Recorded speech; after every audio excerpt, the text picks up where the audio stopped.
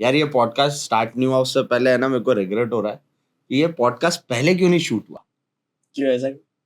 यार आज इतने मजे आने वाले हैं इस पॉडकास्ट में, और अगर ये पहले शूट हो जाता तो जब मार्केट अच्छा था तब ज्यादा मजे आते, मजे ही मजे हो जाते लाइफ के। आज मार्केट जहाँ नीचे तब ये पॉडकास्ट शूट हो रहा है। कोई बात नहीं सर, मतलब ठीक है, जब जागो तब सवेरा।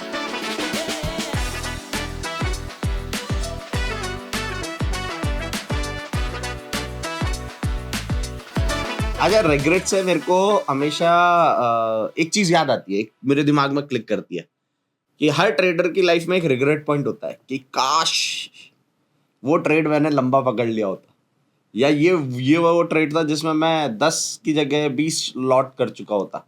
ऐसा आपकी लाइफ में कौन सा मोमेंट है सर कि आप रिग्रेट करते हो कि यार मजा आ जाता अगर वो होता तो? ट्रेडिंग के अलावा मैं एक इन्वेस्टमेंट का बोलना चाहूँगा। एक रिग्रेट तो हमेशा रहेगा कि यार इन्वेस्टमेंट जर्नी बहुत जल्दी शुरू कर देनी चाहिए थी। अब लगता है कि लेट शुरू किया, लेकिन इस रिग्रेट को ख़त्म करने के लिए मैंने एक चीज़ की है। मेरी 3 साल की डॉटर है, अभी से उसी के नाम पर इन्वेस्टमेंट शुरू कर दिया, तो उसकी मुझे लगता है इन्वेस्टमेंट जर्नी तो अभी से ही शुरू हो गई है। सो ये एक मेरा रिग्रेट रहेगा। और ट्रेडिंग की बात करें तो एक ट्रेड था 2018 में डिक्सन टेक्नोलॉजी लिस्ट हुआ था, और 2019 में पहली बार अपने यहाँ कॉर्पोरेट टैक्स कट हुआ था।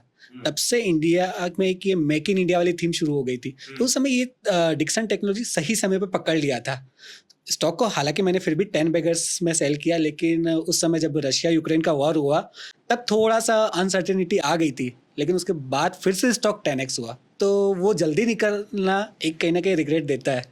ऑब्वियस सी बात है, मेरे को भी सर थोड़ा थोड़ा गम मेरे को भी है। और मेरा गम तो अभी रिसेंट का है, ताजा है। बिटकॉइन अभी गिरा था जब 67,000 से बुल रन उसका स्टार्ट हो रहा था। आई मेड दैट पोजीशन, मेरी पोजीशन बनी थी, बट अनफॉर्चुनेटली क्या हुआ कि भागने से पहले उसने एक डिप मारा और मेरा एसएल कट गया। And I was pretty much sure कि इस बार बिटकॉइन जो वो 1 लाख के पार जाएगा। तो ये मेरा रिसेंट का अभी गम है, जो अभी पूरा भी मतलब मैं भूला नहीं पाया हूँ कि 67 से 1 लाख तक का बिटकॉइन में पकड़ सकता था, और ये शायद मेरी लाइफ का सबसे बड़ा प्रॉफिटेबल ट्रेड भी हो सकता था। बड़ा ट्रेड था वो, और हमने बिल्कुल डिप पकड़ा था दोनों ने, और अगले 2 दिन में पहले हमें काटा, फिर उसके बाद जो बिटकॉइन ने रैली चालू करी तो वो एक रहता है। तो मैं तो रोज रिग्रेट कर रहा हूँ सर। मेरा तो ऐसे रिग्रेट तो मतलब सबसे पहले मेरे को रिग्रेट इंट्रोड्यूस हुआ स्कूल टाइम में, जब वो भी मेरे नहीं थे, दूसरों के थे, कि भाई 98% आया यार, मैंने और उम्मीद करी थी। मैं ये कैसा रिग्रेट है भाई? 3 लड़के पास हो जाएंगे। सही बात। अच्छा, मेरे को है ना बचपन में, अगर मैं कंपेयर करूं बचपन और अभी में, सुपर पावर का बड़ा वो हम एज अ लॉन्डे तो करते थे यार। मैं तो शक्तिमान हाँ, मतलब मैंने ऐसा फील किया है कि यार हम लड़कों में हमेशा एक विजनरी वो रहता था, फैंटेसी, कि यार काश कभी मेरे को सुपर पावर अगर मिल गई तो मैं गायब होने वाली शक्ति लूंगा। अगर मैं ट्रेडर नहीं होता तो शायद, या जो लोग ट्रेडिंग नहीं करते उनके भी मन में यही आएगा कि यार मैं, अगर मेरे पास कभी कोई सुपर पावर आ गई तो मैं गायब होने वाली पावर लूंगा और समय को रोकने वाली पावर लूंगा। But by the time I have realise कि ये प्रायोरिटी चेंज हो गई सर। अब अगर मेरे को कोई मौका दे कि आप कोई सुपर पावर लेना चाह रहे हो तो मैं ना पास्ट में जाने की पावर लूंगा, बिकॉज मैं अपने आप को बताना चाहूंगा कि भाई बिटकॉइन ले ले, तेरा एसएल जाएगा, वापस से संभाल ले उसको, एसएल बड़ा कर ले।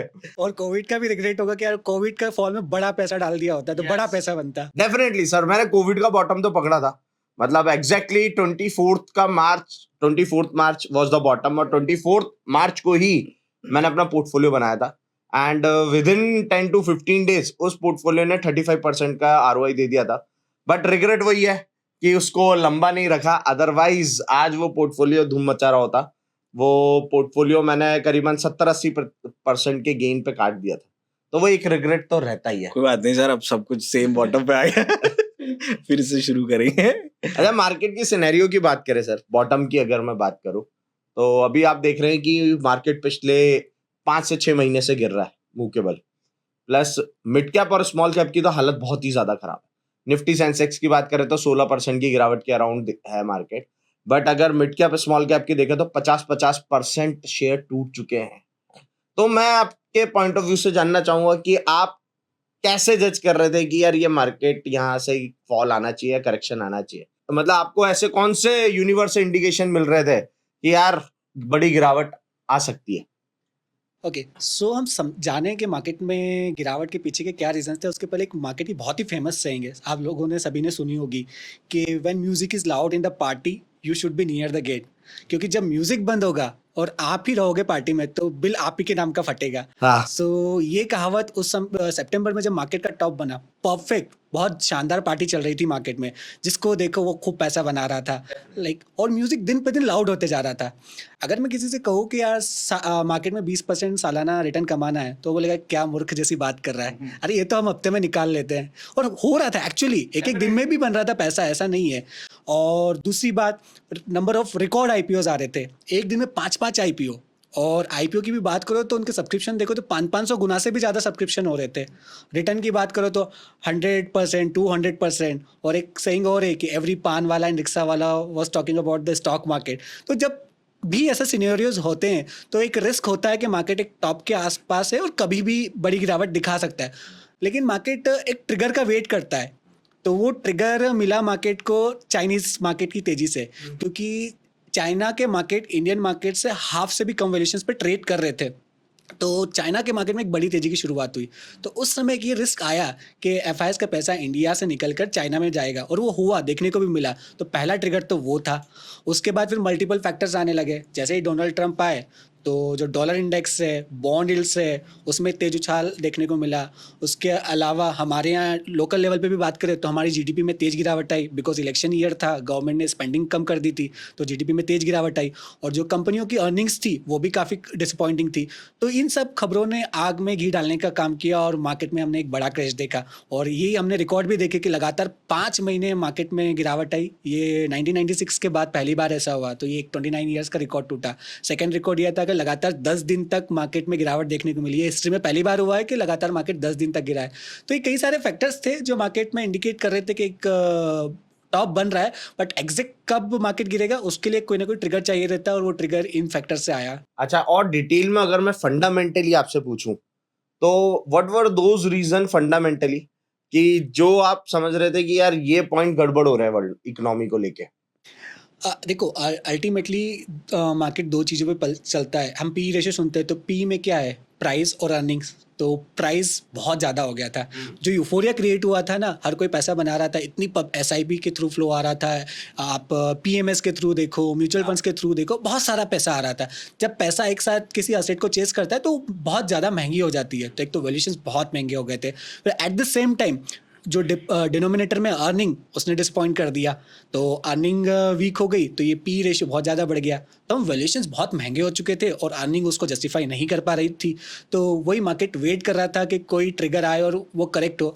तो मार्केट का टॉप हमेशा एक्सट्रीम ऑप्टिमिज्म फेज में बनता है। तो वही हुआ था। आप मार्केट कि हर तरफ जिससे पूछो हर कोई मार्केट की बात करता था कि मार्केट में मेरा पैसा लगा दो, मैं भी पैसा कमाना चाहता हूँ। अभी थोड़ा लोग उल्टा हो रहे हैं। उल्टा हो गया। मतलब मैंने जो सीखा है from my experience I can say, अगर एक कमरे में 10 लोग बैठे हैं और 10 के 10 अगर तेजी की तरफ बैठे हैं तो तेजी कभी नहीं आती मार्केट में। एग्जैक्टली।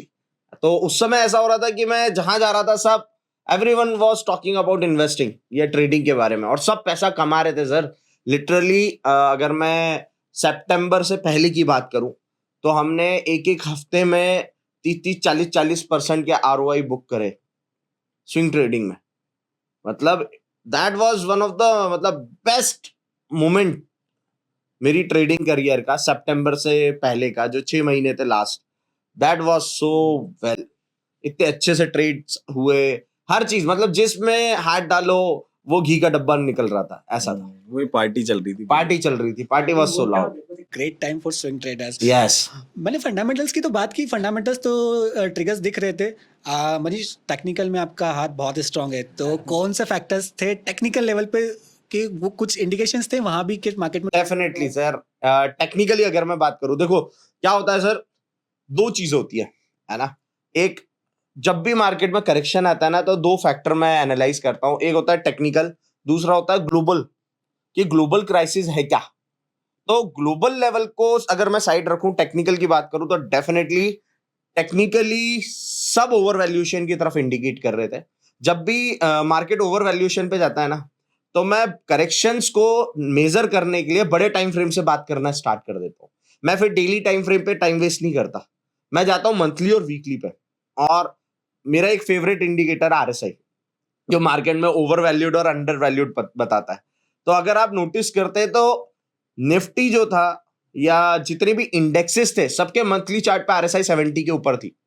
तो दैट वाज शोइंग कि यार मार्केट ओवर वैल्यूड हो चुका है. प्लस अगर RSI की बात करूं तो वीकली टाइम फ्रेम पे सब पे 70 के बाद डाइवर्जेंस बन चुका था. प्लस अगर आप मंथली टाइम फ्रेम की बात करेंगे तो निफ्टी एक कोविड के बाद से ना एक चैनल में चल रहा है, उस चैनल के अपर एज पे पहुंच चुका था. तो there was so many indications technically कि यार बॉस यहां से मार्केट नीचे आना ही चाहिए. और सर मार्केट में मैंने ना एक बहुत अच्छी थ्योरी सीखी बाय द टाइम. जैसे हम भागते हैं ना सर, स्प्रिंट भागते हैं तो जल्दी थक जाते हैं, बट अगर हम जॉगिंग करते हैं तो लंबा चलते हैं. तो ये कोविड के बाद से ना मार्केट जॉगिंग कर रहा था, बट आप जब 2 से 4 घंटे जॉगिंग कर लेते हो ना, तो आप आराम भी ज्यादा करते हो. तो मार्केट अब ये जो गिरावट थी ना, ये जॉगिंग की आराम कर रहा था मार्केट, तो बहुत ज्यादा आराम करने की इसको जरूरत थी. तो टेक्निकली बहुत सारे फैक्टर मुझे दिख रहे थे कि यहां से तो भाई मार्केट गिरना ही चाहिए ऐसा. तो टेक्निकली और फंडामेंटली बहुत सारे ऐसे ट्रिगर्स थे कि बेयर्स के लिए कॉकटेल रेडी था पार्टी के लिए. Yes. और नाउ अब बेयर्स पार्टी मना रहे हैं. मेरा आप दोनों से सवाल है जो जनरल ऑडियंस का है, मतलब बहुत सारे लोग इसमें लगे, क्या बॉटम आ गया है? एग्जैक्ट टॉप और बॉटम को पकड़ना बहुत मुश्किल होता है. कभी कभी आपके लेवल्स परफेक्टली काम कर जाते हैं और मार्केट आप टॉप बॉटम पकड़ लेते हो, बट हमेशा ऐसा नहीं होता है. बट अभी मैं करंट सिनेरियो की बात करूँ तो बहुत सारे ऐसे ट्रिगर्स मुझे लग रहे हैं जो मार्केट में कहीं ना कहीं एक बॉटम के इंडिकेशंस दे रहे हैं. पहले तो साइकोलॉजिकल लेवल की बात करें, जैसे हमने कहा कि टॉप कब बनता है, जब एक्सट्रीम ऑप्टिमिज्म होता है, यूफोरिया होता है. अभी उसका जस्ट अपोजिट है, एक्सट्रीम पेसिमिज्म देखने को मिल रहा है मार्केट में. बहुत ज़्यादा नेगेटिविटी है. अब आप सोशल मीडिया जैसे इंस्टाग्राम खोलते हो या कहीं भी खोलते हो, जो मीम्स आते हैं वो बिल्कुल नेगेटिव मीम्स आने लगते हैं. डेफिनेटली सबसे फेमस मीम है, शायद आपको पता होगा. कैन यू टेल मी कौन सा सबसे फेमस मीम अभी चल रहा है मार्केट में? अभी मैंने रिसेंटली देखा सर, होली वाला, किसी को लाल कलर चाहिए मेरे पोर्टफोलियो से ले लो. एक और बहुत इंटरेस्टिंग है कि अगर कोई आपसे पूछे यार मुझे स्टॉक मार्केट से 2 करोड़ बनाना है 6 महीने में, तो क्या करना चाहिए? 4 करोड़ लगा. यस.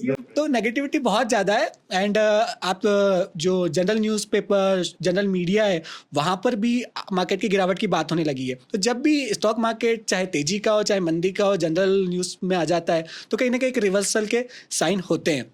तो ये हुई साइकोलॉजी की बात. हम अब फंडामेंटल की भी बात करें तो वैल्यूएशंस की बात करते हैं. तो जो निफ्टी का पी रेशियो है, प्राइस टू अर्निंग रेशियो, वो 20 के नीचे आ गया है और अपने जो 10 ईयर के मीडियन पी रेशियो उससे भी नीचे है. सो हिस्टोरिकली पिछले 10 साल का हम रिकॉर्ड उठा के देख ले तो जब भी निफ्टी का पी 20 के नीचे आया है, मार्केट कहीं ना कहीं बॉटम के पास आ गया और वहाँ से एक रिवर्सल देखने को मिला है. तो एक तो निफ्टी का P, and apart from that Indian market के भी वैल्यूएशंस की बात करें कंपेयर टू एमर्जिंग मार्केट्स, तो हमेशा इंडियन मार्केट जो होते हैं इमर्जिंग मार्केट से प्रीमियम पे ट्रेड करते हैं, वो हमेशा ही करते हैं. लेकिन जो ये प्रीमियम है ये अपने 10 साल के एवरेज के नीचे आ गया है. ये करेक्शन के बाद एवरेज के नीचे आ गया, तो वैल्यूएशंस काफ़ी कंफर्टेबल है. दूसरी चीज़, आपको अब थोड़ा सा एक्यूमुलेशन वाला फेज देखने को मिल रहा है. एक्यूमुलेशन वाला फेज मतलब क्या होता है? मार्केट में डिसबिलीफ होता है, लोग डरे हुए हैं, डिसबिलीफ है. लेकिन जो स्मार्ट मनी है वो धीरे धीरे जहाँ क्वालिटी है, जहाँ वैल्यूएशंस का कंफर्ट है, वहाँ खरीदारी शुरू कर रहे हैं. स्पेशली लार्ज कैप में वैल्यूएशंस का कंफर्ट है, तो वहाँ पर आप देख रहे हो खरीदारी शुरू हो गई है. और कई सारे लार्ज कैप स्टॉक्स ऐसे हैं जो अपने लो से काफ़ी ऊपर आ चुके हैं. यस. मार्केट भले ही कहीं नहीं गया है, लेकिन कई सारे स्टॉक्स अपने लो से काफ़ी ज़्यादा रिकवर कर चुके हैं. तो कहीं ना कहीं स्मार्ट मनी ने एक्यूमुलेशन शुरू कर दिया है. एंड अपार्ट फ्रॉम दैट, अभी पिछले कुछ दिनों से मार्केट ने नेगेटिव न्यूज़ पर रिएक्ट करना बंद कर दिया है. थोड़े दिन पहले आप देखते डाउ जोन्स 300 पॉइंट भी गिरता तो हमारा निफ्टी 300 पॉइंट गिर जाता. अभी लास्ट वीक में ऐसा हुआ कि यूएस मार्केट में 4% की भी गिरावट आई, बट हमारा मार्केट खुला नीचे, लेकिन खुलते से पूरा रिकवर हो रहा है. भले ही बढ़ नहीं रहा है, लेकिन अब गिरने को भी तैयार नहीं है. एंड नेगेटिव की बात करें तो अभी टैरिफ वॉर का अभी अनसर्टेनिटी है, लेकिन बहुत सारे पॉजिटिव फैक्टर इंडिया के सपोर्टिंग में आ गए हैं. सबसे पहला मैं थोड़ा सा डॉलर इंडेक्स और यूएस बॉन्ड को इजी वे में थोड़ा एक्सप्लेन कर दूं. मैंने जब गिरावट की बात की थी तब भी हुआ था. तो डॉलर इंडेक्स एक समय पे 110 चले गया था, वो करेक्ट होकर 103 के आसपास आ गया है. तो डॉलर इंडेक्स एक्चुअली होता क्या है? डॉलर के अगेंस्ट 6 करेंसी का बास्केट होता है, उन 6 करेंसी के अगेंस्ट डॉलर की क्या वैल्यू है वो डॉलर इंडेक्स बताता है। अगर डॉलर मजबूत हो रहा है तो डॉलर इंडेक्स ऊपर जाता है, अगर डॉलर वीक हो रहा है तो डॉलर इंडेक्स नीचे आता है। तो डॉलर का सस्ता होना दूसरी करेंसी के लिए पॉजिटिव होता है, लाइक इंडिया की रुपी के लिए। और अगर डॉलर सस्ता होता है तो दुनिया भर में जो यूएस से पैसा निकल कर दूसरे मार्केट्स में जाता है। एंड यूएस बॉन्ड यील्ड्स की मैं बात करूँ तो बॉन्ड यील्ड्स क्या होती है, बॉन्ड क्या होता है कि आपने बॉन्ड यील्ड्स क्या होती है कि अगर आज के भाव पे आप बॉन्ड में पैसा लगाते हो तो 10 साल के बॉन्ड होते हैं, 20 साल के बॉन्ड होते हैं, तो जब उसकी मैच्योरिटी होगी तो आपका रिटर्न कितना बनेगा। बॉन्ड यील्ड्स बढ़ना मतलब कॉस्ट ऑफ बोरोइंग बढ़ना, बोरोइंग कॉस्ट बढ़ती है, और अगर बॉन्ड यील्ड्स घटती है तो बोरोइंग कॉस्ट घटती है। तो यूएस की बॉन्ड सब गिरने लगी है, तो जो कॉस्ट ऑफ बोरोइंग है वो कम हो रही है। तो वही कारण है कि डॉलर इंडेक्स का नीचे आना और यूएस बॉन्ड यील्ड्स का नीचे आना, यूएस से पैसा निकलकर, सस्ता पैसा निकलकर दुनिया भर के मार्केट में जाएगा। वो नॉट ओनली आपके दूसरी एसेट क्लास को भी चेस करेगा, मतलब स्टॉक मार्केट तो है ही, गोल्ड सिल्वर वगैरह उसको भी चेस करेगा। सो ये एक पॉजिटिव फैक्टर है। एंड एक और डोमेस्टिक लेवल पर जो सबसे ज़्यादा पॉजिटिव फैक्टर है, एक तो क्रूड ऑयल सस्ता हो रहा है इंटरनेशनल लेवल पर, इंडिया के लिए वरदान है होता है। क्रूड ऑयल का गिरना इंडिया के लिए हमेशा वरदान होता है। तो ट्रंप के आने से एक चीज़ तो अच्छी हुई है कि एक तो क्रूड ऑयल नीचे आया और दूसरा जियोपॉलिटिकल टेंशन काफ़ी कम हो गया है, एक वो बहुत अच्छी बात हुई है। एंड हमारे यहाँ इन सब चीज़ों के साथ हमारे यहाँ भी इन्फ्लेशन काफ़ी कम हो गया है। अभी रिसेंट जो इन्फ्लेशन आया बहुत कम होकर आया है। तो आरबीआई के हाथ खुल गए कि अब वो एग्रेसिव होकर रेट कट कर सकता है। तो मल्टीपल फैक्टर से मुझे लगता है जो अर्निंग का डिसअपॉइंटमेंट था वो भी अब मुझे लगता है पीछे हो गया। ये क्वार्टर के अर्निंग ठीक ठाक रह सकते हैं, आने वाले क्वार्टर के अर्निंग्स काफ़ी अच्छे रह सकते हैं। तो मल्टीपल फैक्टर से जो मार्केट के लिए सपोर्टिव है, तो लग रहा है बॉटम बन गया है, बट ऐसा नहीं है कि बिल्कुल बड़ी वी से रिकवरी आएगी। टेक्निकली भी अगर मैं बात करूं सर, तो आफ्टर कोविड अगर हम रैली देखें तो मंथली चार्ट पे हमारा जो 20 मंथ का एवरेज चलता है ईएमए, उससे मार्केट ने 3 बार ऑलरेडी रिवर्सल दे चुका है। And this was the 4th time जो ये 5 महीने की कॉन्सेक्यूटिव गिरावट आई ना, ये हमारे 20 के ईएमए पे आके रुकी है। तो वो एक बहुत अच्छा फैक्टर है 20 का ईएमए कि हम 20 मंथ के एवरेज पे आ चुके हैं। एंड एवरेज का सर बहुत सिंपल सा कॉन्सेप्ट है, कोई भी चीज अपने एवरेज के ऊपर जाती है तो स्ट्रांग होती है, एवरेज के नीचे जाती है तो वीक हो जाती है, सेम ऐसा ही। तो ये जो एवरेज पॉइंट आया है, आई कैन ऑल्सो से कि हाँ, कि हम मार्केट के बॉटम के बिल्कुल करीब ही बैठे हुए हैं।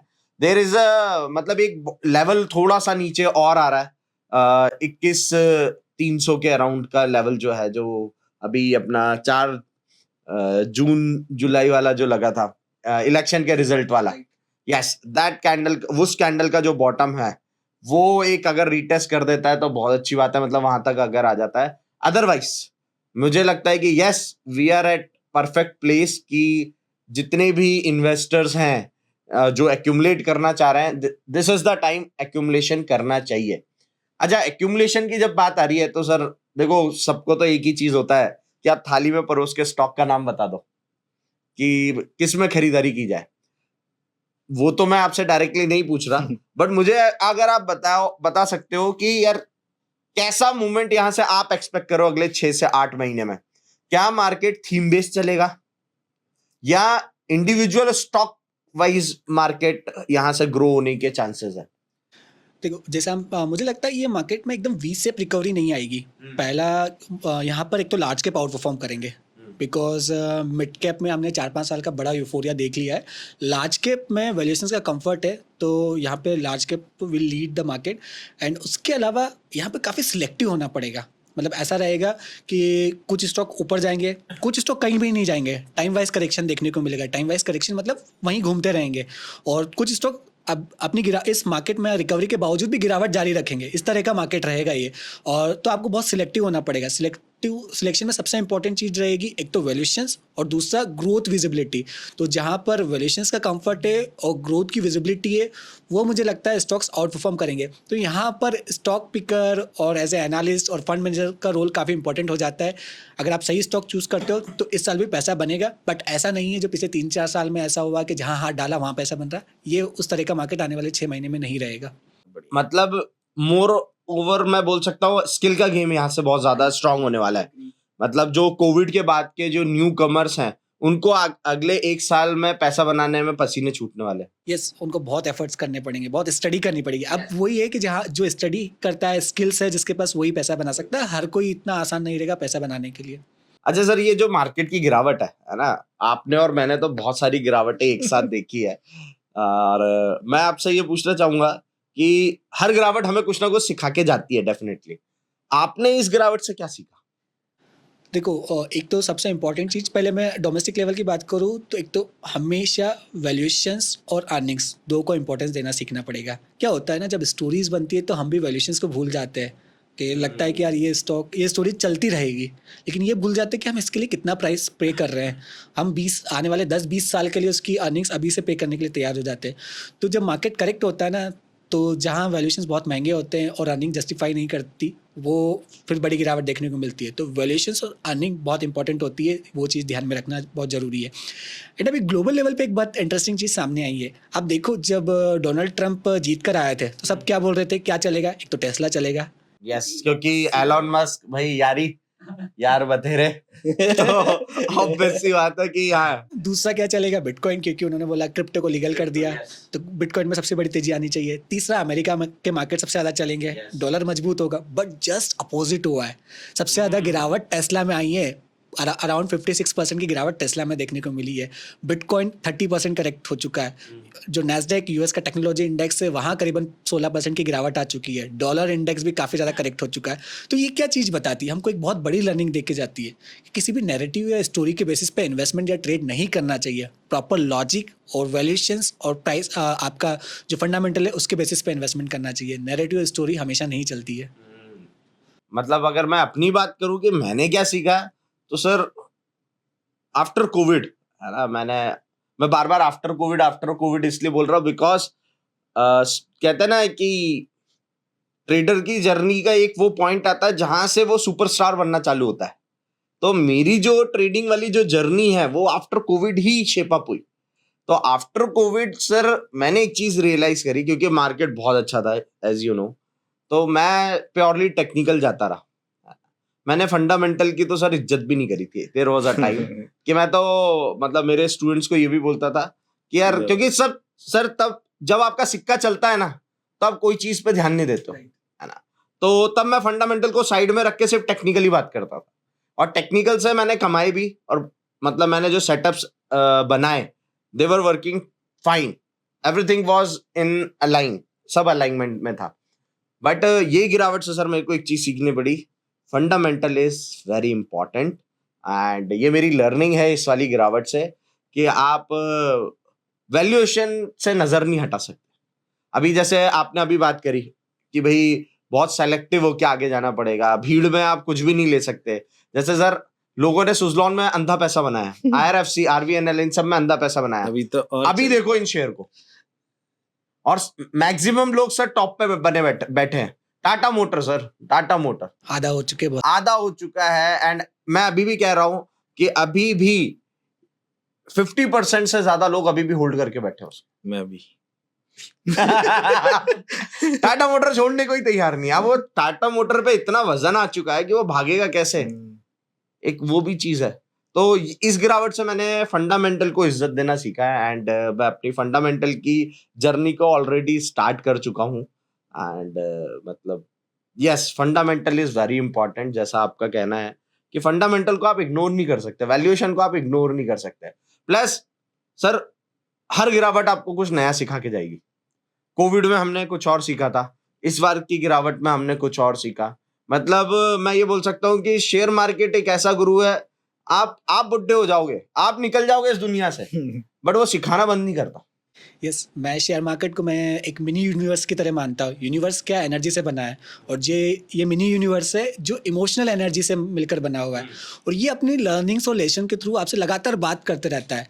अगर आपने इसके जो कम्युनिकेशन है उसको डिकोड कर लिया तो आप काफ़ी आगे निकल जाओगे। और ये आपसे सिर्फ 3 चीज़ें चाहता है majorly: discipline, patience and focus. कहने में बहुत ईजी है, लेकिन इसको देना बहुत मुश्किल है। अगर आपने इसको दे दिया तो ये आपको बहुत कुछ देने के लिए तैयार है। सो मार्केट अल्टीमेट गुरु, ये बहुत कुछ सिखाता है, हर दिन आपको कुछ नया सिखाता है।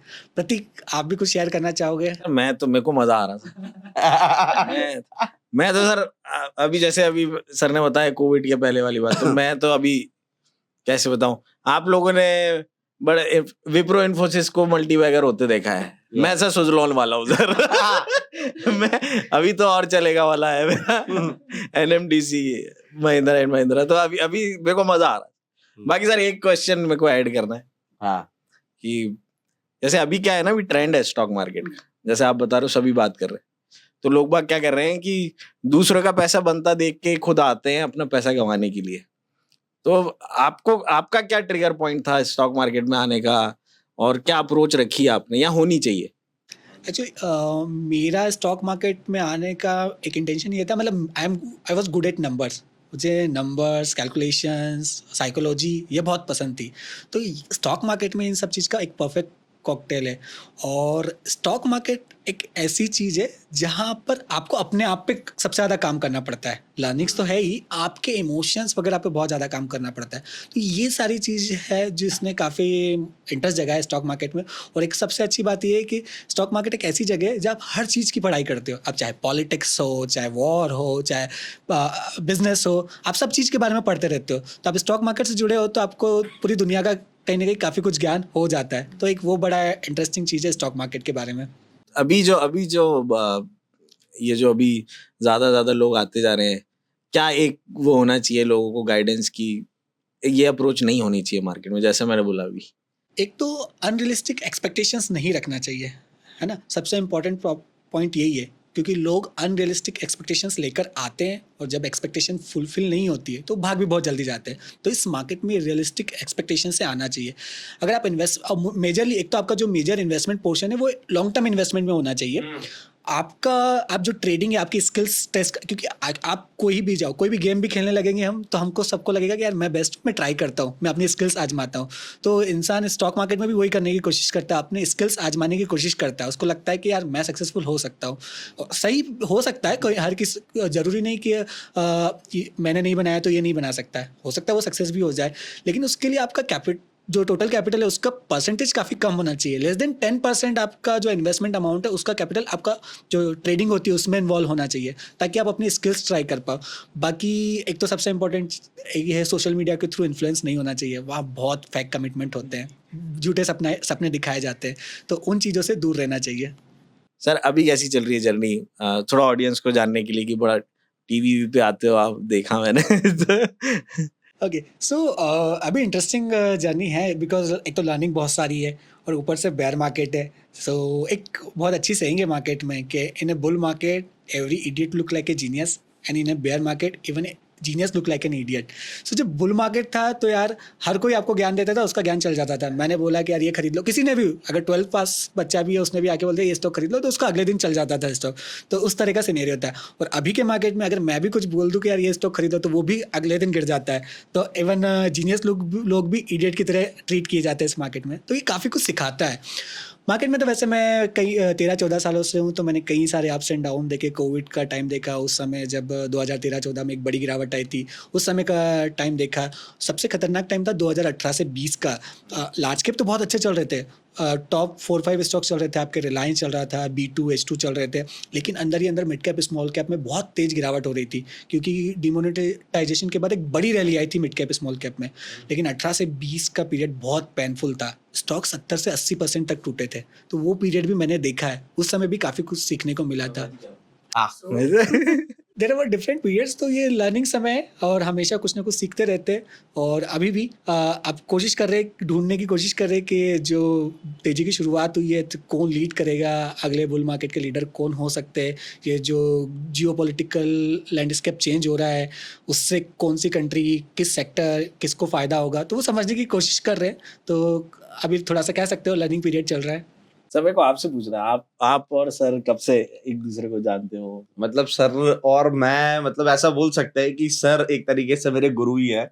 देयर वाज अ टाइम जब मैंने अपनी ये जर्नी स्टार्ट की थी कॉर्पोरेट में, तो sir was my senior, and मैंने जो टेक्निकल के बहुत सारे एक्सपेक्ट सीखे वो सर से ही सीखे। एंड सर आपको याद है हम एक कैबिन में बैठा करते थे साइड में, एंड इतना तब हमें ना एक बहुत ही अच्छा सॉफ्टवेयर चलाते, सर तो आज भी चलाते होंगे, फाल्कन। मतलब लोग ट्रेडिंग व्यू और इसके पीछे पागल है, हम वो एरा है जो फाल्कन सॉफ्टवेयर के पीछे पागल है। मतलब दैट सॉफ्टवेयर, मतलब वो उसकी लुक एंड फील बहुत ही अलग आती है, और हम उस सॉफ्टवेयर पे मतलब रिसर्च किया करते थे। And sir I was the smartest, ये तो बात मानोगे आप। Sir always admire about his passion for work and level of energy. मैं इसलिए कोशिश कर रहा हूँ एनर्जी लेवल इसका मैच करने की, बट वो 2013 की बात है, जब 2013-14 में हम साथ में थे, तो ऑलमोस्ट 12-13 साल हो चुके हैं हम एक दूसरे को जानते हैं, but that was amazing time. हम साथ में बैठ के नई नई चीज़ें ढूंढने की कोशिश करते थे ना, मतलब सबसे अच्छी बात ये थी, हम कुछ भी चीज़ अप्लाई कर रहे हैं, फॉर एग्जाम्पल हम ये वाला मूविंग एवरेज अप्लाई करें तो क्यों कर रहे हैं, उसके पीछे का लॉजिक क्या है, उस चीज़ को हमेशा जानने की कोशिश करते हैं। तो उससे क्या होता है, आप एक तो लॉजिक समझते हो कि उसके पीछे का एक्चुअल लॉजिक क्या है, उसके साथ साथ कहीं 10 चीज़ें नहीं सीखते हो आप, तो वो टाइम बहुत अच्छा रहा। तो हम अभी भी मिलते रहते हैं। मतलब हमारा ऐसा है कि जब भी हम मिल रहे हैं तो हम कुछ ना कुछ नई बात तो करते ही हैं।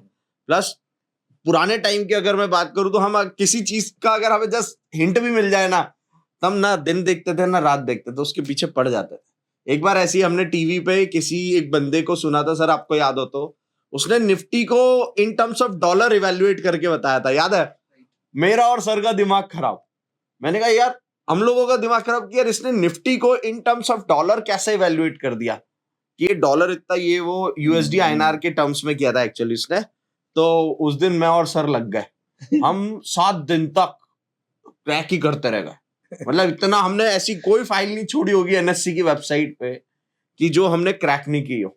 And finally we have cracked it. 7 दिन लगे हमें, 6-7 दिन लगे थे उस समय, और हमने वो क्रैक कर लिया था। हम मतलब है हम दोनों में, जिद है हम दोनों में, सीखने की तो हमेशा से जिद रही है। ये तो मैं देख रहा हूँ अभी हमारी सारी टीम, मतलब हम पावर हाउस बोलते हैं सर को, क्या एनर्जी यहीं से सप्लाई हो रही है। हाँ। बच्चों को भी मजा आता है, बच्चे क्लास में सर जब सर आ रहे हैं, सर बच्चों को सर के आसपास रहना बहुत पसंद है, और सर की एनर्जी अच्छी, तो ये तो है।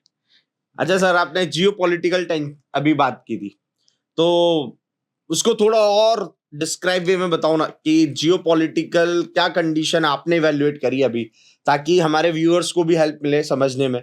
क्योंकि सर मैं बता रहा हूँ कि अभी तक जो मैं यूट्यूब पे वीडियोस और वो देखता हूँ, सर सब ऑप्शंस और इनकी पैसे बनाने की बात करते हैं, एक्चुअल एजुकेशन कोई भी डिलीवर नहीं कर रहा है ना। तो मैं वो चाहता हूँ कि हमारे पॉडकास्ट से अगर कोई बंदा अपने 1 घंटा दे रहा है हमारे पॉडकास्ट को, तो he should gain some kind of knowledge, है ना।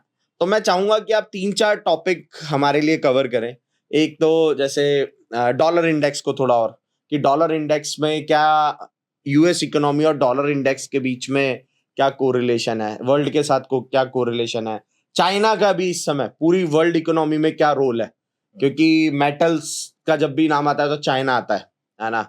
और यूएस बहुत बड़ा इंपोर्टर है एल्यूमिनियम और स्टील का, तो उससे क्या कोरिलेशन है, क्रूड ऑयल। तो मैं चाह रहा हूं कि आप थोड़ा और डिटेल में ये सारे जो डॉट्स हैं, क्योंकि सबको पता है क्रूड ऑयल एक बहुत इंपॉर्टेंट फैक्टर है, डॉलर एक बहुत इंपॉर्टेंट फैक्टर है, चाइना स्टिमुलस पैकेजेस ला रहा है, उसका क्या इंपैक्ट है, ट्रम्प वो ऐसा अनप्रेडिक्टेबल बंदा है, एक दिन पहले आके बोल रहा है कि हम क्रिप्टो को बैन कर देंगे, अगले दिन आके बोल रहा है कि हम चाह रहे हैं कि हम क्रिप्टो की सुपर कंट्री बने, सुपर पावर बन जाए। तो आप कैसे डील करते हो, आप ये जो जितने भी फैक्टर्स हैं इनको कैसे अलाइन कर रहे हो इस समय मार्केट में, जब मार्केट पिछले 5 महीने से मुंह के बल गिर रहा है?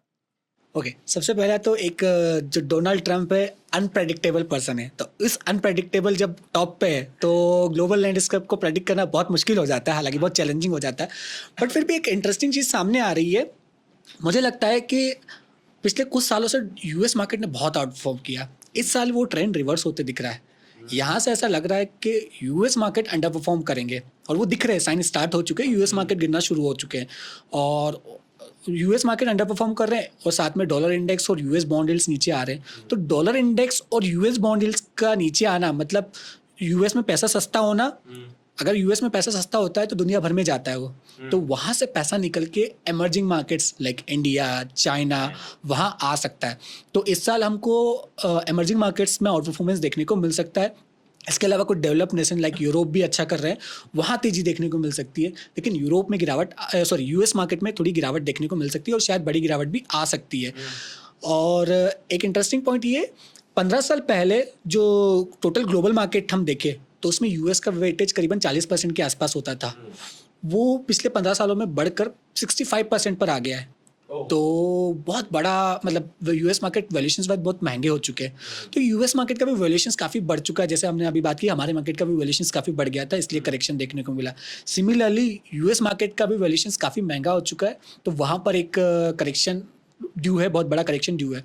तो वहाँ करेक्शन आएगा और वहाँ से पैसा निकल कर दूसरे emerging markets like India, China में आते देखने को मिलेगा। अब कहने की बात है कि चाइना में पैसा आएगा तो इंडिया के लिए नेगेटिव है। हालांकि चाइना के मार्केट बहुत सस्ते हैं। उन्होंने आई थिंक 2008 के बाद से कोई रिटर्न नहीं दिया, नेगेटिव रिटर्न दिया अभी तक नेगेटिव रिटर्न दिया है, तो बहुत लंबा समय हो चुका है वो परफॉर्म नहीं किया है। कुछ प्रॉब्लम्स थी भी सही वहाँ पर, स्पेशली गवर्नमेंट को लेकर, तो लेकिन अब वहाँ पर एफआईएस का इंटरेस्ट जागने लगा है।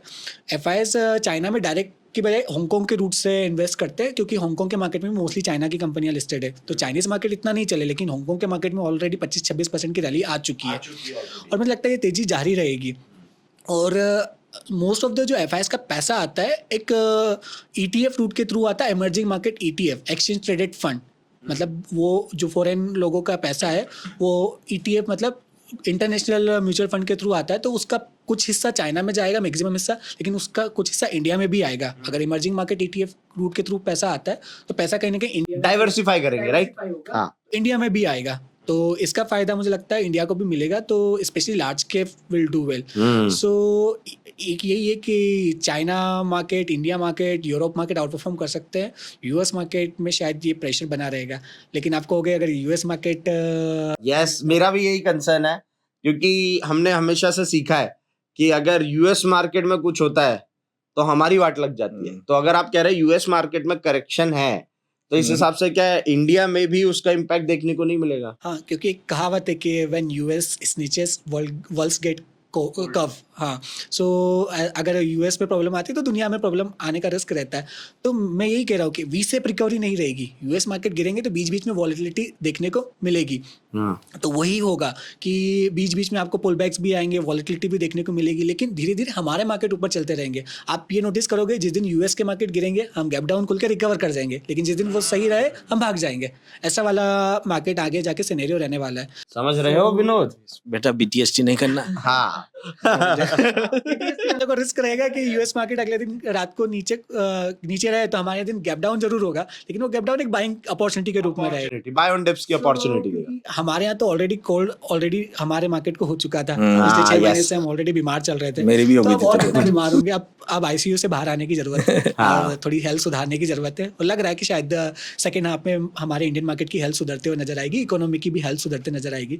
तो ये एक इंटरेस्टिंग सिनेरियो रहने वाला है। US market will under perform and other market में आउट परफॉर्म। अच्छा सर, जैसे अगर अपन रिजल्ट्स की बात करें, अपन कुछ दिन पहले मिले थे तब हमने रिजल्ट्स की बात करी थी कि अभी सभी लोगों को नेगेटिविटी दिख रही है, और ये तो बहुत परफेक्ट टाइम होता है कि जब मार्केट यहाँ से बॉटम आउट हो सकता है, क्योंकि जब सब लोग, मैंने एक चीज by the experience I can say, कि जब सब मार्केट से दूर हटने लग जाते हैं ना, तब मार्केट बॉटम बनाता है। तो अगर मैं अभी एसआईपी के डेटा की बात करूं तो एसआईपी का डेटा बहुत खराब आया है। लोगों ने अपनी एसआईपी रोकना स्टार्ट कर दी है, which is not a good sign, है ना, एंड बहुत डम मूव है मेरे अकॉर्डिंग तो। बल्कि जब मार्केट नीचे आया तो लमसम डाल के एक अपना, ये आपके लिए गोल्डन अपॉर्चुनिटी रहती है कि मार्केट अगर इतना नीचे आया तो आपकी एसआईपी रोकने की वजह आप उसमें एक लमसम अमाउंट डाल के उसको और बेटर कर लो अभी सिचुएशन को। एक तो एसआईपी का डेटा आया, प्लस अभी सर आई डोंट नो लोग ये समझ पाते हैं कि नहीं समझ पाते कि ये जो टीवी एंकर्स है ना, ये दे आर डूइंग बिजनेस। मेरे अकॉर्डिंग क्या करते हैं, जब भी मार्केट गिरता है तो रिटेलर्स, ये मैं तो आफ्टर कोविड वाले न्यू कमर्स के को स्ट्रेट पॉइंट करना चाहूंगा, स्ट्रेट फॉरवर्ड, ये लोग क्या करते हैं सर, टीवी पे जाके ढूंढने की कोशिश करते हैं मार्केट क्यों गिरा। एंड अगर अपन बिजनेस पॉइंट ऑफ व्यू से समझे तो यस, टीवी का काम ही यही है कि आपको एंगेज करना, अपनी टीआरपी बढ़ाना। मुझे ऐसा लगता है हर समय इस दुनिया में कुछ ना कुछ अच्छा और बुरा दोनों हो रहा है, बट अगर आप नेगेटिव मार्केट देखोगे ना तो उस दिन पूरा न्यूज चैनल सिर्फ नेगेटिविटी की बात कर रहा होता है। कहीं ना कहीं मार्केट में अच्छा हो रहा होता है, अच्छे रिजल्ट्स आते हैं। 2300 कंपनियां, क्या 2300 कंपनियों के सबके रिजल्ट खराब आए थे क्या? नहीं आए ना। तो अगर अपन एनालाइज करें कि पिछले 2 क्वार्टर 3 क्वार्टर के, तो मुझे लगता है सर पिछले 3 क्वार्टर में से जो पहले के 2 क्वार्टर है उस समय रिजल्ट खराब थे, जैसा अपन ने पहले डिस्कस किया। पिछले क्वार्टर से क्या रिजल्ट सच में सुधरना चालू हो गए थे? क्योंकि टीवी वाले तो नहीं दिखा रहे थे, ऐसा अगर आपने क्लोजली मॉनिटर किया हो तो मैं आपसे पूछना चाहूंगा, क्योंकि मैंने ऐसा फील किया कि बहुत सारे कंपनी के रिजल्ट सुधरते हुए नजर आए बाकी क्वार्टर से कंपैरिजन में। मतलब हमने ग्लोबली अभी डिस्कस कर लिया, डोमेस्टिक लेवल पे अभी एक इम्पॉर्टेंट चीज़, तो एक तो आप टीवी की बात कर रहे हो, तो एक चीज़ हमारे मार्केट में बड़ी इंटरेस्टिंग देखने को मिलती है। अभी 26 जनवरी और इनकी सेल लगती है, अगर तो हम कपड़े लेने के लिए कितनी जल्दी जाते हैं। और हमारे यहाँ उल्टा होता है कि यहाँ सेल लगती तो लोग दूर भाग जाते हैं और भाव बढ़ते हैं तो खरीदने खरीदने आ जाते हैं। वो yes. एक इंटरेस्टिंग चीज़ हमारे मार्केट में देखने को मिलती है। अब अर्निंग्स की बात करें तो डेफिनेटली बहुत सारी कंपनियों के नतीजे भले ही खराब है, लेकिन बहुत कुछ स्पेशली लार्ज शेप कंपनियों के नतीजों के अर्निंग्स में सुधार देखने को मिला था लास्ट क्वार्टर में। क्योंकि जब Q2 था वहाँ पर निफ्टी की अर्निंग ग्रोथ करीबन 3-4% के आसपास थी, लेकिन जो ये अभी लेटेस्ट क्वार्टर गया वहाँ पर करीबन 10% की अर्निंग ग्रोथ थी निफ्टी के अंदर, तो ग्रोथ देखने को मिली है। एंड जो प्रॉब्लम पॉइंट था हमारे यहाँ स्लो डाउन का, एक तो गवर्नमेंट जो लास्ट ईयर 2 बड़े इलेक्शन थे, एक तो महाराष्ट्र का इलेक्शन था और एक आपका मेन लोकसभा इलेक्शन था, तो उसके चक्कर में गवर्नमेंट ने अपना कैपेक्स पे हाथ खींच लिए थे। तो अभी पिछले 2-3 महीने में कैपेक्स में फिर से एक शार्प जंप देखने को मिला है, तो उसका इम्पैक्ट हमको आने वाले दिनों में देखने को मिलेगा। ऊपर से क्रूड ऑयल के प्राइस वगैरह भी नीचे आए हैं और आरबीआई ने भी रेट कट कर दिया है। तो और दूसरी तीसरी इंपॉर्टेंट चीज़, जो इनकम टैक्स का बेनिफिट है वो नेक्स्ट क्वार्टर से देखने को मिलेगा, अगले फाइनेंशियल ईयर में देखने को मिलेगा। तो ये क्वार्टर अच्छा रहेगा, थोड़ा स्लो ही रहेगा ये Q4 भी, लेकिन जो मेजर रिवाइवल देखने को मिलेगा आपको Q1 से। लेकिन मार्केट स्मार्ट होता है, वो एक्चुअल रिजल्ट तक का वेट नहीं करेगा। Market discounts everything, discount everything, तो पहले ही डिस्काउंट करने की कोशिश करेगा और मार्केट में पहले ही आपको रैली देखने को मिल जाएगी। और जब एक्चुअल रिजल्ट आएंगे तब आपको समझ में आएगा यार मार्केट पहले से ही क्यों चलना शुरू हो गया। तो मार्केट पहले से ही चीज़ों को समझ जाता है और चलना शुरू कर देता है। तो मुझे लगता है worst is behind us in terms of weak earnings. तो जो बुरा समय था वो पीछे गया, अब मुझे लगता है यहाँ से अब इम्प्रूवमेंट ही होना है, स्पेशली इंडिया की अर्निंग्स में। तो जब ये रिटर्न्स शुरू होने वाले हैं, जैसे हम एक्सपेक्ट कर रहे हैं कि अब आगे जाके रिटर्न्स देंगे, तो हम कौन से ऐसे सेक्टर से जिन पे ध्यान रखें या जिन पे फोकस करें? ओके, सो एक तो मुझे लगता है जो हेवी वेट एक सेक्टर है, अगर हेवी वेट सेक्टर की बात करें तो वो बैंकिंग एंड फाइनेंशियल्स जो इंडेक्स में बहुत ज़्यादा वेटेज रखता है, मुझे लगता है वहाँ पर सबसे ज़्यादा कंफर्ट है वैल्यूएशंस का। जो इसका एवरेज वैल्यूएशन होता है ना, अपने एवरेज वैल्यूएशंस के भी नीचे चल रहा है एक तो। सेकेंड थिंग, यहाँ पे अर्निंग्स में कोई ख़राबी नहीं हुई थी, अर्निंग्स इतनी बुरी नहीं थी, वो एक चीज़ है। यहाँ पर एक प्रॉब्लम ये थी, डिपॉजिट ग्रोथ से स्ट्रगल कर रहे थे पिछले 1-2 सालों से, बिकॉज स्टॉक मार्केट में बहुत पैसा गया था। तो डिपॉजिट्स की वजह से बैंकिंग सेक्टर स्ट्रगल कर रहा था, अब वो प्रॉब्लम भी दूर हो गई है। और नेक्स्ट इंपॉर्टेंट पॉइंट, हमारे यहाँ इंडिया में रेट कट साइकिल स्टार्ट हो गया है। आरबीआई ने रेट कट किया और आरबीआई के पास तो और स्कोप बढ़ते ही जा रहा है रेट कट करने का, क्योंकि सारी चीज़ें फेवरेबल हो रही है। इन्फ्लेशन नीचे आ रहा है, क्रूड ऑयल नीचे आ रहा है, यूएस बॉन्ड यील्ड्स नीचे आ रही है, तो आरबीआई के हाथ खुल गए हैं रेट कट करने के लिए। तो मुझे लगता है आरबीआई रेट कट करेगा एग्रेसिवली। और जो अभी बैंकिंग की जो क्रेडिट ग्रोथ है वो काफ़ी लो लेवल पर आ गई थी, इतनी लो लेवल बिकॉज आरबीआई ने लिक्विडिटी पहले बहुत टाइट कर दी थी, अब वो वापस लूज करना शुरू कर दी है। तो इसका इम्पैक्ट आने वाले क्वार्टर्स में देखने को मिलेगा। तो banking and financial sector, NBFC specially, मुझे लगता है यहाँ से आउट परफॉर्म करेगी, जो निफ्टी में ज़्यादा वेटेज रखती है। इसके अलावा मुझे लगता है एक मेटल सेक्टर जो चमक सकता है। उल्टा लोग सोच के चल रहे थे कि चाइना पे टैरिफ लगेगा, चाइना की हालत खराब होगी और मेटल सेक्टर पिटेगा, बाकी उल्टा हो रहा है। यहाँ पर मेटल सेक्टर में चमक देखने को मिल सकती है। एक तो पहला रीज़न, डॉलर इंडेक्स का नीचे आना, मेटल्स तो कोई भी कमोडिटी हो उसके लिए पॉजिटिव होता है, क्योंकि डॉलर इंडेक्स और कमोडिटी का नेगेटिव कोरिलेशन होता है। तो एक तो वो प्लस पॉइंट, बॉन्ड यील्ड्स भी नीचे आना मेटल्स के लिए पॉजिटिव होती है। अब ये टैरिफ वॉर हो रहा है, तो यूएस क्या कर रहा है, चाइना पे भी टैरिफ लगा रहा है, यूरोपियन कंट्रीज पे भी टैरिफ लगा रहा है। तो ये कंट्रीज क्या कर रही है, अपने आप को बचाने के लिए स्टिमुलस पैकेजेस अनाउंस कर रही है। तो वहाँ पर फिस्कल एक्सपेंशन हो रहा है, तो उसका भी फायदा मेटल कंपनियों को मिलेगा। तो देयर आर मल्टीपल फैक्टर। मुझे लगता है मेटल सेक्टर ऐसा होगा जो यहाँ से बड़े गेन जनरेट करने की ताकत रखता है। तो इस साल मुझे लगता है मेटल सेक्टर यहाँ से चमक सकता है। हाँ, तो मुझे लगता है कि एक तो banking and financials large cap में और मेटल स्पेस पे नज़र रखना चाहिए, ये अच्छा कर सकते हैं। ये तो फंडामेंटल की बात। टेक्निकली आपको ऐसा कोई सेक्टर नज़र आ रहा है मनीष जो? सर टेक्निकली और फंडामेंटली हमेशा क्लैश ही होता है। मेरे को बैंकिंग एंड फाइनेंशियल्स में मेरे को एनबीएफसीज बहुत अट्रैक्टिव लग रहा है। Specifically yes, NBFCs are looking so good. मेरे को एक एनर्जी सेक्टर पता नहीं क्यों मतलब चार्ट वाइज वैल्यूएशन वाइज बहुत अच्छा दिख रहा है कि एनर्जी सेक्टर में इस बार तेजी देखने को मिल सकती है। ये जो बुल रन आएगा यहाँ से, तो उसमें energy is looking impressive. Energy के साथ साथ मेटल तो बहुत कॉमन सा हो गया हम दोनों के बीच में कि metal, yes technically metal is also looking good. और एनबीएफसी बैंकिंग में स्पेशली एनबीएफसी बहुत अच्छे दिख रहे हैं मेरे को ये। Right, completely agree. एनबीएफसी तो काफ़ी अच्छा है, क्योंकि अगर रेट कट होता है, लिक्विडिटी बढ़ती है, तो ज़्यादा फायदा एनबीएफसी को होता है। बैंक एक लिमिट तक ही गेन कर पाते हैं, बट एनबीएफसी को ज़्यादा फायदा होता है। एंड आप एनर्जी सेक्टर की बात करें तो उसमें सबसे ज़्यादा वेटेज तो रिलायंस इंडस्ट्री का है। तो रिलायंस इंडस्ट्री इंटरेस्टिंग नज़र आ रहा है, क्योंकि काफ़ी ज़्यादा चांसेस है कि शायद जियो का आईपीओ अब फाइनली अनाउंस हो जाएगा। यस, ऑयल प्राइस नीचे है तो उसका फायदा ऑयल उसका भी मार्केटिंग फायदा कंपनियां होगा। और इनको मिलते हुए नजर आ रहा है। सो यस, एक ये भी इंटरेस्टिंग सेक्टर है। अभी जियो से रिलेटेड न्यूज भी है, स्टारलिंक और ये राइट सब, राइट। यस, तो थोड़ा एक पॉजिटिव दिख रहा है। Positivity. मेरी बैंक को लेके एक थ्योरी है सर, हाँ बैंक चलेंगे। चलेंगे। पूछो क्यों सर? क्यों? सर अभी लोन लेने जाना पड़ेगा। मार्केट में इतना लॉस कर दिया लोगों ने कि लोन लेने जा रहे हैं। मुझे लगता है ये गिरावट आई है, अपने डिस्कशन किया, इनको लगता है बॉटम बन गया, तब बैंक से लोन लेके सारा पैसा डाल दूं। सर हर बार करेक्शन आया थोड़ा बहुत, हमको लगा यही बॉटम है, डाल दिया हमको। मतलब मैं बहुत सारे लोग हैं वहाँ जो देखेंगे, सबको लगा कि बस हो गया चलो, फिर डाल दिए पैसे, फिर डाल दिए। अब पैसे नहीं बचे सर, अब लोन लेने जाना पड़ेगा।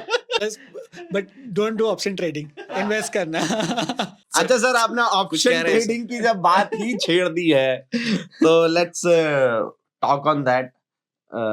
ऑप्शन ट्रेडिंग की जो है सर हमने ना, आपने और मैंने तो बहुत सारी इस इंडस्ट्री में बहुत सारे शेप अप होते हुए देखा है। इस इंडस्ट्री को बहुत क्लोजली देखा है। हमने एडवाइजरी को देखा, हमने ब्रोकिंग फर्म का अप एंड डाउन देखा, है ना, हमने एजुकेशन इंडस्ट्री देखी, हमने ब्रोकिंग इंडस्ट्री देख ली, हमने मतलब इस स्टॉक मार्केट में हर एक इंडस्ट्री को बहुत क्लोजली मॉनिटर किया, और हम उस इंडस्ट्री के पार्ट भी रहे हैं at certain point of time पिछले 10 से 12 सालों में। तो एक एक करके अपन डिस्कशन करते हैं। मुझे आपसे ये जानना है सर, ब्रोकिंग इंडस्ट्री अभी जो सीबी है, मेरे को एक्चुअली आपसे ये डिस्कस करना है, सीबी का जो अभी पिछले 3 साल में स्टॉक मार्केट की तरफ रुख रहा है, जो रूल्स एंड रेगुलेशन आए हैं, उसकी वजह से मुझे लगता है कि बहुत ड्रास्टिक चेंज आया in terms of trading, in terms of business, everything, in terms of getting a registration. हर चीज को लेके सेबी ने अपने रूल्स को बहुत टाइट किया है। राइट नाउ हमारी अपनी एक म्यूचुअल फ्रेंड है राजेंद्र सर, मेरी उनसे बात हो रही थी, तो वो बता रहे थे कि जब से ऑप्शंस का वॉल्यूम कम हुआ है ना सर, ब्रोकिंग का धंधा चौपट हो चुका। पहले क्या होता था, देयर वाज अ टाइम प्रतीक कि हर व्यक्ति सब ब्रोकरशिप ले रहा था, है ना, और पता नहीं क्यों हर चीज जो स्टॉक मार्केट में बिजनेस के आइडियाज होते हैं वो मेजरली इंदौर से क्यों स्टार्ट होता है। पहले एडवाइजरी चली तो हमने खूब नाम कमाया, ब्रोकिंग में खूब नाम कमाया, एजुकेशन में तो मुझे लगता है कि इंदौर एक ऐसा शहर हो चुका है जहां पे गली गली स्टॉक मार्केट के इंस्टीट्यूट खुल चुके हैं आज की तारीख में। मतलब हर चीज में हम नंबर 1 है, सफाई से लेके हर चीज में। तो मैं आपसे बस ये जानना चाह रहा हूँ सर, ये जो सेबी जो डिसीजन लेके आई है, being a part of broking industry, आपको क्या लग रहा है कि ये जो इससे क्या बिजनेस पे क्या इम्पैक्ट आएगा? सेबी की बात करें तो पिछले 3-4 साल से ही बहुत ज़्यादा स्ट्रिक्ट हो चुकी थी। जब स्टार्टिंग की थी इन्होंने, लिवरेज कम कर दिया था और बहुत सारे रूल्स ला दिए थे, तब मुझे उस समय थोड़ा सा रिस्क लगा था कि शायद बिजनेस हैम्पर हो सकता है, लेकिन उल्टा हुआ, क्योंकि बिजनेस उतना हैम्पर नहीं हुआ, और सबसे थैंक्स टू टेक्नोलॉजी, क्योंकि कोविड की वजह से जब टेक्नोलॉजी सबके हाथ में आ गई, सबके हाथ में मोबाइल आ गया, तो पेनिट्रेशन बहुत ज़्यादा बढ़ गया। तो पहले ऐसा होता था, हम कुछ लिमिटेड क्लाइंट्स पे बहुत ज़्यादा डिपेंडेंट होते थे, अब नंबर ऑफ क्लाइंट्स बहुत बढ़ गए, तो रिस्क मतलब एक इंडस्ट्री का रिस्क डाइवर्सिफाई हो गया, मतलब तो उस वजह से बिजनेस हैम्पर नहीं हुआ, उतना स्पीड से बढ़ा, और थैंक्स टू मार्केट ने बहुत सपोर्ट किया। अब अभी रिसेंटली पिछले 2 महीने की बात करें तो डेफिनेटली बिजनेस बहुत बुरी तरीके से डाउन हुआ है, 40-50% बिजनेस इंडस्ट्री वाइड गिरा है। उसके पीछे का मेन रीज़न तो एक तो मार्केट एक इम्पॉर्टेंट रीज़न रहेगा, क्योंकि मार्केट में ही गिरावट आई है। सर मैं वही आने वाला था सर, जैसे ही खत्म करे एक टिप तो मैं भी ले ही लूं। ये जो सबसे ज़्यादा बिजनेस आ रहा था इंडस्ट्री का, वो ऑप्शंस के थ्रू आ रहा था, Definitely, ऑप्शन sir. के थ्रू, तो सेबी स्ट्रिक्ट एक्शन लेके आया। बट मुझे लगता है this is a temporary phase, this is not a permanent phase, एक फेज है बुकिंग इंडस्ट्री के लिए। और मुझे लगता है कि अभी पेनिट्रेशन शुरू हुआ है, अभी स्कोप बहुत है, मैच्योर इन्वेस्टर की थोड़ी संख्या है बढ़ती जा रही है। पहले लोग SIP, अभी हम सुन जरूर रहे कि SIP बंद हो रही है, बट फिर भी कई लोग ऐसा इन्वेस्टर भी है जो ये मान के चलते हैं कि यार लॉन्ग टर्म में बने रहना चाहिए। तो इस तरह के इन्वेस्टर की संख्या धीरे धीरे धीरे धीरे बढ़ रही है। अभी भी पेनिट्रेशन होना बहुत बाकी है इंडियन स्टॉक मार्केट का। तो और टेक्नोलॉजी वो एक इम्पॉर्टेंट रोल प्ले करेगा इसके लिए। और अच्छी बात है, सेबी के स्ट्रिक्ट नॉर्म आ रही है, तो जो अच्छे प्लेयर है, जो सस्टेनेबल प्लेयर है, वही बने रहेंगे, मार्केट में ट्रांसपेरेंसी बढ़ेगी, तो इंडस्ट्री और अच्छे से ग्रो करेगी। तो मुझे लगता है कि ये शॉर्ट टर्म प्रॉब्लम्स है, हेडविंड्स है, बट लॉन्ग टर्म आउटलुक अभी भी काफ़ी अच्छा है। तो ये फेज है, इंडियन मार्केट पे बहुत ज़्यादा बुलिश है। तो इंडियन मार्केट का अगर बुल रन जारी रहेगा तो broking industry will also do well.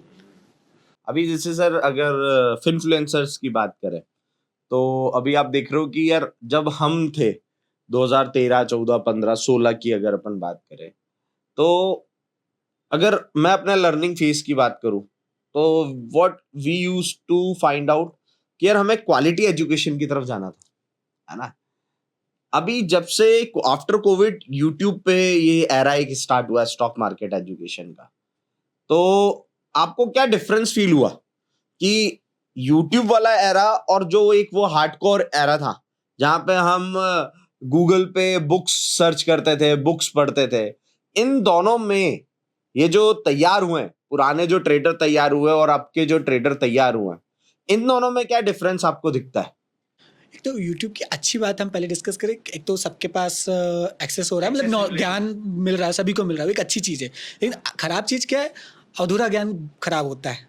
हाँ। अधूरा ज्ञान खतरनाक हमारे होता यहाँ है। बोलते थे अधूरा ज्ञान विस्फोटक सामग्री। वही प्रॉब्लम हो रही है, लोग अधूरा ज्ञान लेकर आ रहे हैं, मार्केट में आ रहे हैं और गलत एक्सपेक्टेशंस के साथ आ रहे हैं। क्योंकि इस एक्चुअली प्रॉब्लम क्या हो रही है ना, फिर इन्फ्लुएंसर की, कि एक दूसरे के कंपटीशन करने के लिए फेक कमिटमेंट्स कर रहे हैं। क्योंकि उनको पता है कि यार हम ज़्यादा बढ़ा चढ़ा के दिखाएंगे तो पब्लिक जल्दी आएगी, तो उस चक्कर में लोगों की गलत एक्सपेक्टेशन सेट हो रही है और लोग गलतियाँ ज़्यादा कर रहे हैं और अल्टीमेटली पैसा लूज कर रहे हैं। सेबी का डेटा तो यही कहता है। तो इतना ज़्यादा ज्ञान बढ़ गया मार्केट में तो पैसा कमाना चाहिए, जबकि उल्टा हो रहा है, लोग ज़्यादा गंवा रहे हैं। तो कहीं ना कहीं नॉलेज तो आ रहा है लेकिन सही नॉलेज की कमी है, ऑथेंटिसिटी की कमी हो रही है।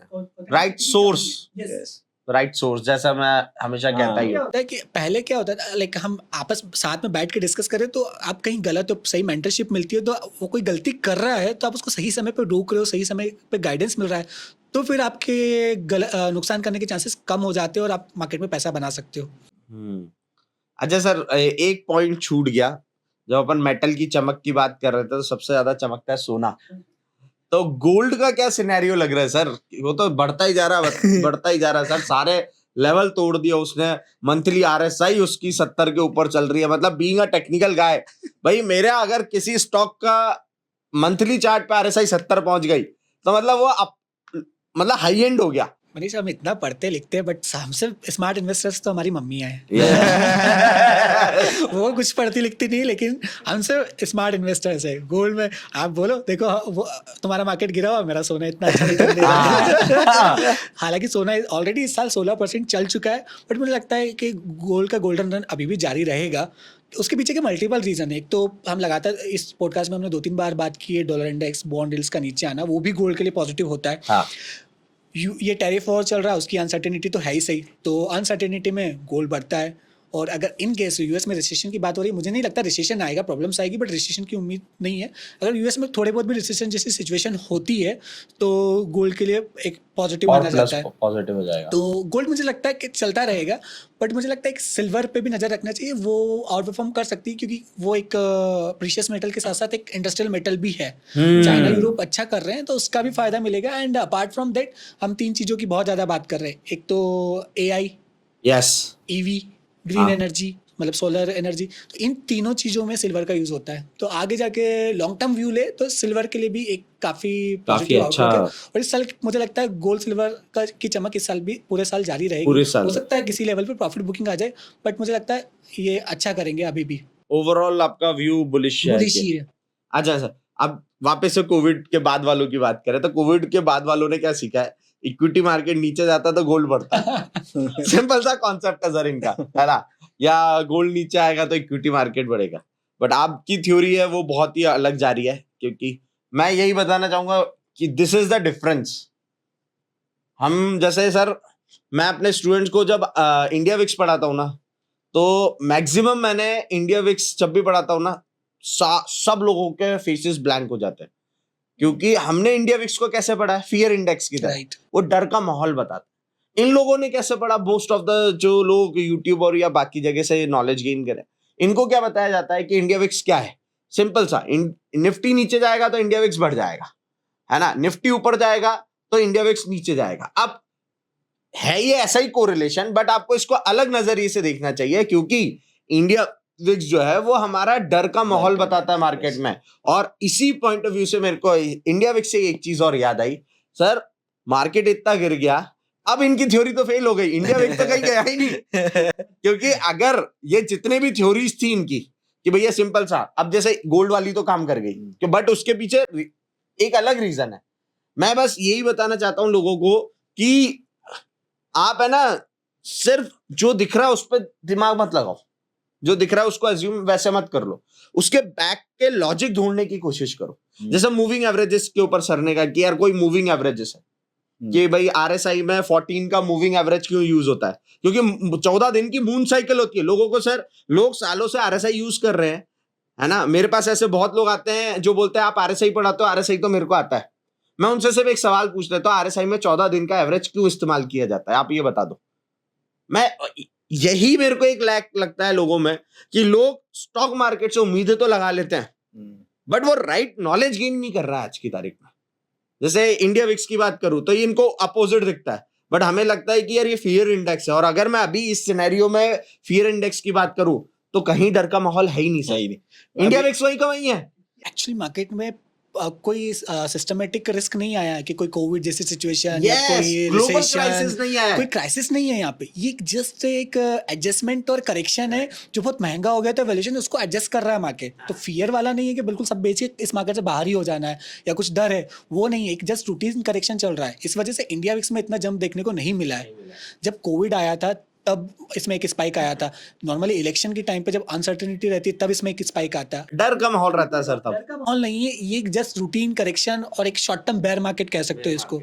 सर आप इतने समय से मार्केट में है तो आपने हर तरीके के सेगमेंट पे ट्रेड किया ही होगा, है ना।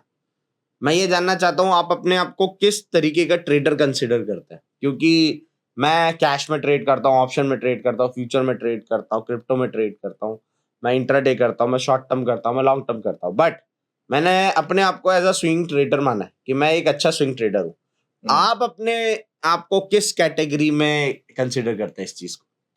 ऐसे तो मैं जॉब में हूँ तो बहुत ज़्यादा एक्टिव ट्रेडर तो नहीं हूँ, फिर भी मुझे मेरी जो 2 फेवरेट स्टाइल है, पहला तो थेमेटिक, सही थीम पकड़ लो पैसा बहुत अच्छे से बन जाता है। थोड़ा सा कभी कभी थीम नहीं काम करती, but most of the time अगर आपने सारे डॉट्स कनेक्ट करके सही थीम पकड़ ली तो पैसा बहुत जल्दी बन जाता है और मज़ा भी आता है। दूसरी चीज़, थोड़ा कॉन्ट्रा जाना चाहूँगा। इंट्राडे एक तो सब मना करते हैं और ऑप्शन बाइंग मना करते हैं, बट इन दोनों कॉम्बिनेशन मेरी फेवरेट स्टाइल है। एक तो ऑप्शन बाइंग और उसी को इंट्राडे में ख़त्म करना, 9:30 से 11 के बीच में ट्रेड खत्म करना, ये मेरा फेवरेट स्टाइल है। Because option buying is all about momentum. Yes, अगर आप ऑप्शन बायर हो तो आपको मोमेंटम चाहिए। तो अगर आपने सही मोमेंटम पकड़ लिया और उस समय लिक्विडिटी या कह सकते हो कि पार्टिसिपेशन बहुत ज़्यादा चाहिए, तो जो सबसे ज़्यादा वॉल्यूम कॉन्सेंट्रेट होता है ना, वो ये 9:30 से 11 के बीच में ही होता है। 9 से 11 बोल लो आप, उस समय सबसे ज़्यादा एक्टिव पार्टिसिपेंट रहता है। तो उस समय आपने सही ट्रेड पकड़ लिया, फटाफट मुंह पकड़ के ट्रेड कर लिया, तो वहाँ पैसा बन जाता है। बट ये इतना आसान नहीं है, तो मैं बिल्कुल भी हर किसी को सजेस्ट नहीं करूँगा। अगर आपके पास स्पेशल स्किल और एक स्पेसिफिक माइंडसेट है तो ही करना चाहिए। एक ऑप्शन बाइंग इसलिए मैं, क्योंकि ऑप्शन बाइंग के मोस्टली ऑड्स अगेंस्ट है, क्योंकि प्रोबेबिलिटी आपके अगेंस्ट है। लेकिन जो एक चीज जो आपके सबसे फेवर में वो है रिस्क रिवॉर्ड।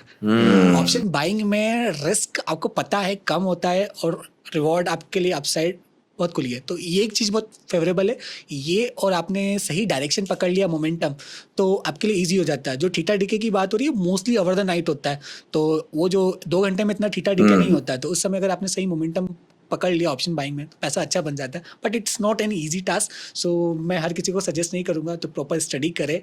और सेबी का डेटा तो यही बोलता है most of the traders option में लूज करते हैं, तो ये स्टैंडर्ड डिस्क्लेमर है, तो इस चीज को Disclaimer भाई, disclaimer, अपना अपना disclaimer। समझ लें। हाँ, सब अपना अपना समझ ले। हाँ, डिस्क्लेमर ध्यान में रखें, क्योंकि मोस्टली ऑप्शन ट्रेडर लूज करते हैं, बट उसके लिए अगर आपके पास डिफरेंट काइंड ऑफ माइंड और स्किल है तो आप डेफिनेटली पैसा बना सकते हैं। वही बोलते हैं ना, करोड़ों लोग क्रिकेट खेलते हैं, सपने भी बहुत देखते हैं कि मैं इंडियन टीम में जाऊंगा, बट कुछ ही लोग जा पाते हैं क्योंकि उसके लिए एक डिफरेंट स्किल्स, डिफरेंट माइंडसेट चाहिए। और आज की जनरेशन को करना भी ऑप्शन है। मतलब मेरा बहुत सिंपल सा कॉन्सेप्ट है सर, हर घर में डॉक्टर नहीं हो सकते ना, राइट, हर घर में इंजीनियर नहीं हो सकते, डेफिनेटली हर घर ट्रेडर भी नहीं हो सकते, ये हो ही नहीं सकता। Right, agree. क्योंकि it requires a lot of patience, time and skill, ये सब देना पड़ता है।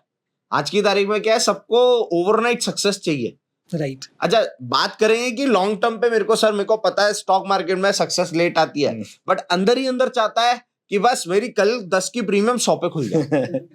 सर वो जो रिस्क मैनेजमेंट वाला उनका सिस्टम भी है ना, कि जैसे मेरे पास 2 लाख है तो मैं इतने स्विंग पे लगा दूंगा, इतने पोर्टफोलियो में उसका बड़ा परसेंट मैं बाइंग के लिए रखूंगा। बाइंग के लिए जब रिस्क मैनेजमेंट की बात आ रही है तो मैं एक चीज़ और बताना चाहूँगा।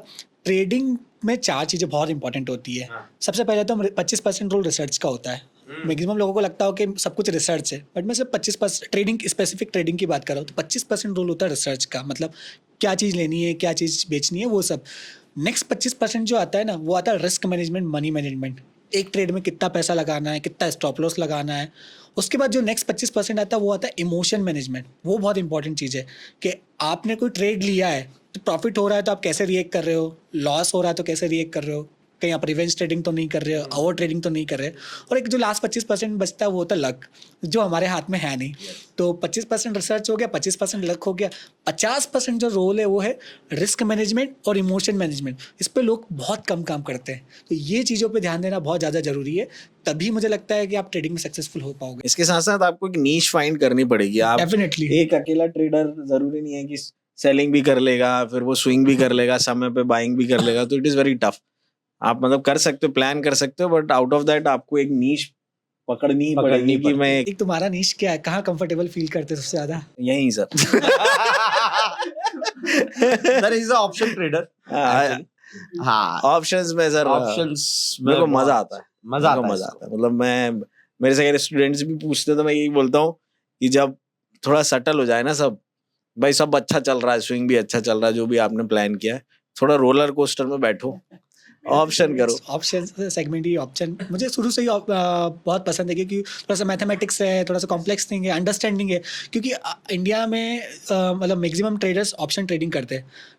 अगर इन टर्म्स ऑफ परसेंटेज बात करें तो 90% से ज़्यादा ऑप्शन ट्रेडर है। Yes. बट अगर आप उनके नॉलेज को टेस्ट करने जाओगे तो 90% से ज़्यादा ऐसे लोग होंगे जिनको ऑप्शन के बेसिक कॉन्सेप्ट ही नहीं पता। तो आपको अगर बेसिक कॉन्सेप्ट नहीं पता और आप ऑप्शन ट्रेडिंग कर रहे हो तो definitely you will lose money.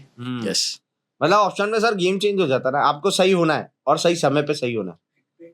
बाकी जगह तो क्या है, सही हो जाओ ठीक है, कैश ले लिया, मान लो रिलायंस का शेयर ले लिया, 1500 पे लिया, 1500 चल रहा है, पड़े रहेगा, ठीक है, सही होना है, ऊपर चला गया प्रॉफिट हो जाएगा, 2 दिन बाद चले जाएगा तो प्रॉफिट हो जाएगा। ऑप्शन में ऐसा नहीं है ना भाई साहब, आपको सही होना और सही समय पे होना है, तो गेम वैसे ही टफ हो जाता है। एक तो वो बहुत बड़ी चीज है, प्लस मुझे बिल्कुल प्रतीक ने बिल्कुल सही कहा और मैं इस बात को एग्री करता हूं कि आप 10 तरीके की ट्रेडिंग स्टाइल पे कमांड नहीं कर सकते। ब्रह्मास्त्र आपका एक ही होता है। जैसे आता सब है, बट मैं एक चीज पे ब्रह्मास्त्र बना चुका हूं, मतलब स्ट्रैटेजी मैंने एक सेलेक्ट कर ली है और मैं उस ट्रेडिंग स्टाइल पे ही मेहनत करता हूं। यस। तो मतलब क्या आप भी इस बात पे एग्री करते हो कि हाँ, क्योंकि आपको इतना ज्यादा समय हो गया, आपको मेरे से ज्यादा समय हो गया है, तो क्या आप इस बात पे मेरे साथ एग्री करते हो सर कि हाँ, कि सीखना सब सही है, चाहिए, आप हर तरीके की ट्रेडिंग स्टाइल सीख लो, बट आप करो एक ही। क्योंकि मैं पिछले 8 से 9 साल में अपने बच्चों को यही सिखाता हुआ आ रहा हूँ कि सीखो सब। मैं घाट घाट का पानी पिला देता हूँ, फिर उनको आखिर में बस एक ही चीज बोलता हूँ कि ब्रह्मास्त्र एक ही, आप 10 नाव पे पैर रख के नदी पार नहीं कर पाओगे। आप एक चीज चुन लो, एक ट्रेडिंग स्टाइल चुन लो और फिर उसी के पीछे लग जाओ। यस, डेफिनेटली आपकी पर्सनालिटी को जज करो कि आपकी पर्सनालिटी को कौन सी ट्रेडिंग स्टाइल सूट करती है, देन उसमें मास्टरी कर लो। क्योंकि आप बहुत ज़्यादा चीज़ें करने जाओगे तो कुछ नहीं कर पाओगे। एक जगह मास्टरी कर ली तो डेफिनेटली धीरे धीरे धीरे कंसिस्टेंसी आने लगेगी। तो वो डिसिप्लिन वर्ड है ना, वो यहीं आता है कि मैं सर अभी तक अगर बाइंग की मैं स्पेसिफिकली बात करूं तो मेरे को इस चीज समझ में आई कि डिसिप्लिन बहुत ज्यादा जरूरी है। आप अगर ऑप्शन बाइंग को एज अ आपकी नीश चूज करते हो और आप चाहते हो कि ऑप्शन बाइंग करनी है आपको आगे, तो डिसिप्लिन बहुत ज्यादा जरूरी है। आप थोड़ा बहुत भी इधर उधर गए तो फिर वो आप रिजल्ट सबको पता ये ही। मार्केट बहुत स्ट्रिक्ट टीचर है। हाँ। आपने गलती की, आपको इमीडिएटली पनिश करता है, ये वेट नहीं करता अच्छा है। सर, इसके पनिशमेंट की कोई लिमिट नहीं है? अच्छा ऐसा नहीं है, ये बहुत यार मेरे को ये लगता है अनफेवर, वैसा सबको अलग अलग तराजू में तोलता है। तुमने कोई गलती करी बेटा, तुम्हारे लाओ लाख रुपए लाओ, आपने नहीं ले गलती रहा। करी आप 500 ही दे दो, चलेगा आपका। ये माता देख के तिलक लगा देता है किसी। मतलब है ये चीज मार्केट में। अच्छा सर, रिस्क मैनेजमेंट की जहां हम बात कर रहे हैं, साइकोलॉजी की बात कर रहे हैं सर, मैं इतने टाइम से लोगों को ट्रेडिंग के लिए एजुकेट कर रहा हूँ sir. By the time I have realise one thing कि आप सामने वाले को स्ट्रैटेजी दे सकते हो, आप सामने वाले को एक रोड मैप दे सकते हो, बट वो जो ट्रेडिंग साइकोलॉजी होती है ना, वो आप किसी को सिर्फ लिख के दे दोगे या उसका एक सेशन ले लोगे 1 घंटे पे, कह दोगे कि ऐसा करना है ऐसा, इससे डेवलप नहीं होती सर। जब तक कोई बंदा खुद अपनी जर्नी नहीं कंप्लीट करता, मतलब जैसा हम पहले भी डिस्कस करते थे, मार्केट में 2 गुरु होते हैं, एक जो आपको सिखाते हैं और एक मार्केट खुद।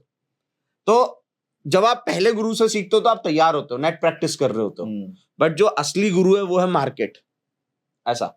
और कुछ टॉपिक मार्केट ही सिखाता है, कुछ टॉपिक हम नहीं सिखा सकते। बीइंग अ मेंटर ना, हम नहीं सिखा सकते। मतलब हम किसी की ट्रेडिंग साइकोलॉजी की अगर बात करें तो हम हमारी साइकोलॉजी बता सकते हैं, वो उसके ऊपर है कि उसको फॉलो करनी है नहीं करनी। बट आप कितना भी घोल के पिला दोगे, वो समझ में सब आएगा, बट जब करने जाएगा तो सब उल्टा करेगा। सही बात। मार्केट ने कुछ टॉपिक अपने लिए बचा रखे हैं बीइंग अ ट्रेडर कि यार ये टॉपिक तो मैं ही पढ़ाऊंगा, साइकोलॉजी तो मैं ही पढ़ाऊंगा, मेरे अलावा कोई पढ़ा ही नहीं सकता। आपको पिच पे उतरना बहुत जरूरी है और आपको पता होना चाहिए कौन सी बॉल छोड़ना है। ये ऑस्ट्रेलिया का पिच है, पर्थ का, यहाँ पे आपको समझ में आना चाहिए कौन सी बॉल को छोड़ना है, कौन सी बॉल पे सिंगल लेना है, कौन सी बॉल पे डबल लेना है, किसको बाउंड्री के बाहर पहुंचाना है। और सबसे इंपॉर्टेंट है पिच पे टिके रहना है, क्योंकि अगर रन बनाना है तो टिके रहना बहुत जरूरी है। बहुत जरूरी सर। मार्केट में बहुत कम लोग होते हैं जो टिक पाते हैं, बहुत जल्दी बाहर हो जाते हैं। ऑन एन एवरेज देखा जाए तो सर, कोई भी मार्केट में न्यू कमर आता है तो मेरे हिसाब से 3 महीने में बाहर हो जाता है। 3 महीने में वो घाट घाट का पानी पी लेता है। अच्छा, घाट घाट का पानी कैसा?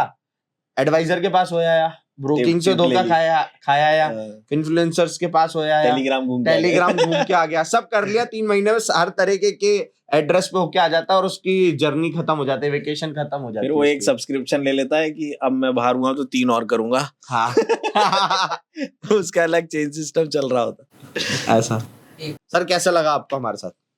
Amazing always, as always. नहीं सर, ये सेट वेट लाइट वाइट के नीचे है अच्छा क्या है सर? ऐसे तो अपन मिल यार, ऐसे क्या कर रहे हो? टिक का रियल वो देखा ना मैंने। एफर्ट्स दिखते हैं वर्क में। हाँ हाँ, अभी तक सर मेरे को ले नहीं रहे होंगे सीरियसली। नहीं, और क्या बिहाइंड द कैमरा पर्सन है ना। बहुत पहले, मतलब किसी को पहले दूसरी बार में मिलने पे ही समझ में आ जाता है कि बंदे में है।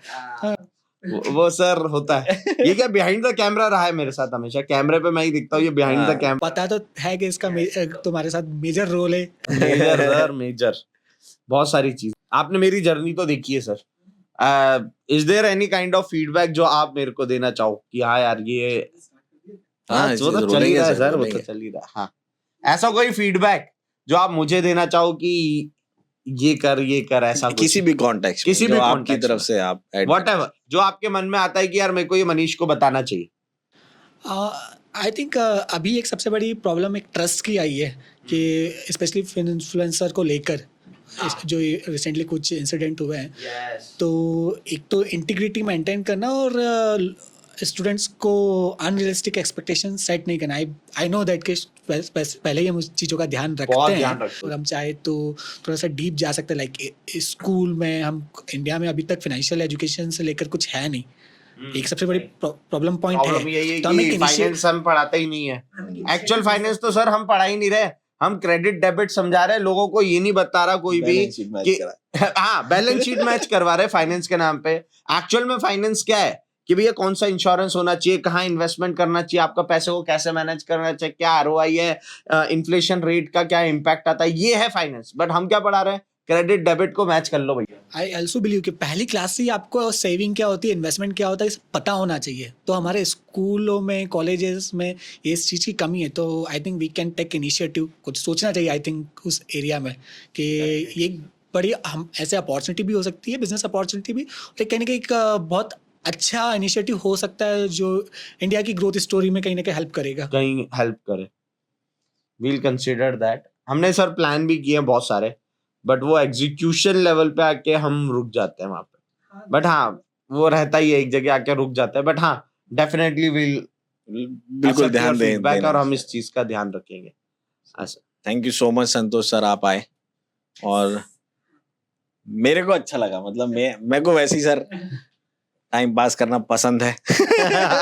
तो हालांकि it's an honour to be here because हम तो वैसे कहीं मिलते रहते हैं, डिस्कस करते हैं, बट आई एम लकी कि फर्स्ट पॉडकास्ट हमने यस मेरे तो दिमाग में था सर, पहला व्यक्ति जो होना चाहिए वो संतोष सर ही होने चाहिए, बिकॉज हमने किया डिस्कशन और मेरे को बहुत अच्छा लगा, क्योंकि मेरे को ऐसा समझ में आता है, जो मेरी अंडरस्टैंडिंग है कि ये जो हेल्दी कन्वर्सेशन है ना, ये इससे मैं तो बहुत कुछ सीखा अभी भी, एंड आई होप व्यूअर्स को भी कुछ मिला होगा। आपने बहुत कुछ हमको गाइड किया। सो अभी और आगे वी होप कि अगर आगे कुछ और प्लान हो रहा है, एक और बार फिर से अगर ये बैठक बनती है तो नहीं, सबको बताना पड़ेगा कि जो पूरा सेटअप है उसमें मेजर कंट्रीब्यूशन प्रतीक का है। सो हम बोल रहे हैं, लेकिन ये जो चेहरे की चमक है हमारी, ये सब प्रतीक के कैमरों का कमाल है, लाइटों का कमाल है। एक्चुअली इफेक्ट आएगा वो प्रतीक की वजह से प्रतीक की वजह आएगा। से। अभी मैं ये बोल नहीं सकता क्योंकि पहली बार आया हूं। मेरे को देखना है ये कैसा चमक रहा हूँ कि नहीं। बाकी sir thank you so much, बहुत मजा आया। और बहुत फॉर्मल हो रहा है क्या? कर ही रहा है तू फॉर्मल, ऐसा थैंक यू बोल रहा है ऐसा। ठीक है, हो रहा है होना चाहिए कभी कभी फॉर्मल। करते रहेंगे सर, सीख जाऊंगा मैं। Yes. सीख रहा हूँ। करते रहेंगे हम लोग ऐसा। ये तो शुरुआत है सर, शुरुआत है। बहुत कुछ है, बहुत बाकी तो कुछ। सागर है डिस्कस करने के लिए। Yes. बैठेंगे तो अभी शायद रात को 12 बज जाएगी, फिर भी कोई खत्म नहीं होगा। खत्म ही नहीं होगा। यस, कितना टाइम हो गया होगा वैसे अब तक? क्या हाँ 1-1.5 घंटे से बात कर रहे हैं। 1.5 घंटे हो गया सर। सेटअप लगाने में आपने 1 घंटा लगा दिया। Sorry sir. अगली बार इस चीज का सर फीडबैक दे रहे हैं, इस चीज का ध्यान मैंने रखना ले चाहिए लिया आपको। नहीं नहीं, उसका आउटपुट भी तो दिखेगा ना। Surely sir. तो आई होप व्यूअर्स को भी कुछ मिला होगा आज, अच्छा कुछ। तो अगली बार से बैठो बेटा पेन डायरी लेके, ठीक है? ऐसे नहीं। लिखो। चलो thank you so much sir. Thank you so much sir, thank you, मजा आ गया आपके साथ। काट।